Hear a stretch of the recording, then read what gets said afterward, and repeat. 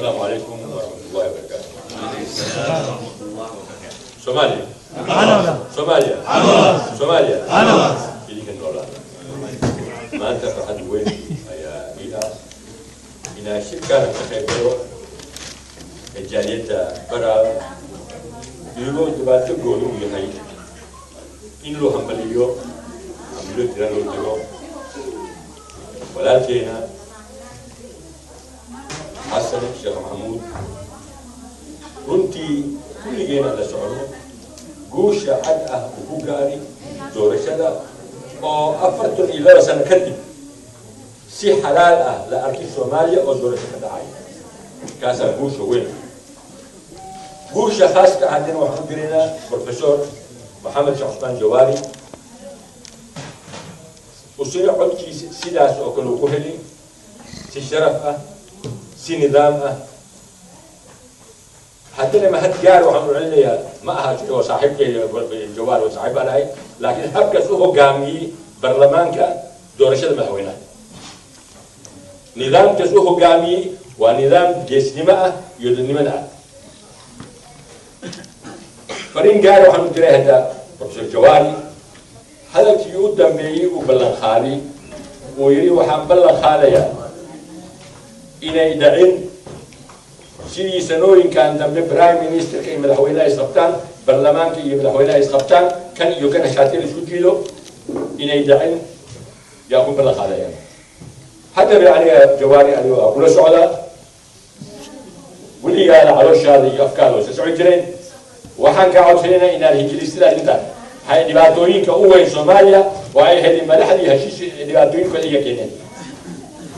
jirkooda iyo dagaalkooda ummadda Soomaaliyeed kaas uga baxay hadda leenka hadii badishaan aan jecel lahay inaad heshaan prime ministerka oo levelkiina adiyo Xasan levelkiina aqoon ahaan dignaasho ahaan sidii ummaddan meel fiican lagu hogaamiyo kaas darajo weyn ku leeyahay inaan guul u gaaro haddii uu soo noqdo komunitada aniga runtii 20 sano oo ka maqnaay wadanka anoo ka maqnaay siyaasadda aan ka dhaxbahay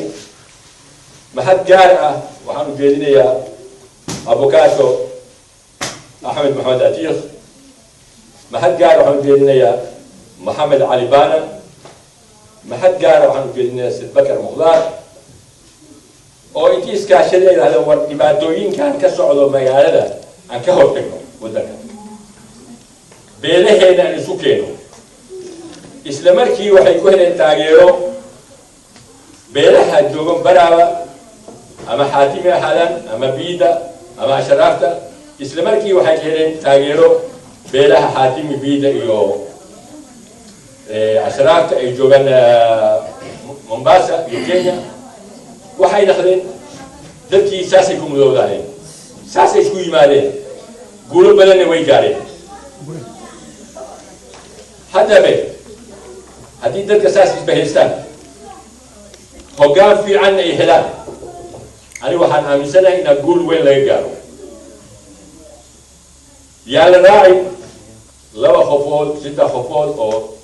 ay garanin xabxaadanta maanta aan ka shaqeyno danta ummadda Soomaaliyeed aan ka shaqeyno midnimada ummadda Soomaaliyeed